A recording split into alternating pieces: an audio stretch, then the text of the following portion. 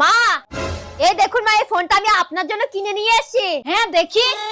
ও মা, কত সুন্দর ফোনটা।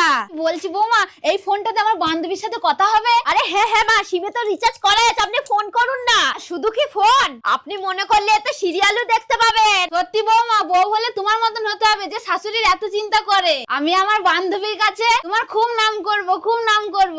আচ্ছা মা, ঠিক আছে ঠিক আছে, আপনি ফোন করুন। হ্যালো।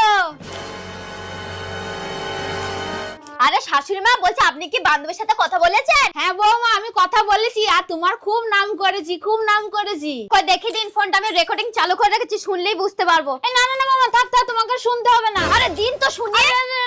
ও বৌমা তোকে নতুন ফোন কিনে দিয়েছে? আরে বৌমা কোথায় ফোন কিনে দেবে? ও ডাইনি আমাকে কিছু কিনে দেয় নাকি? ওটা তো আমার ছেলে কিনে দিয়েছে।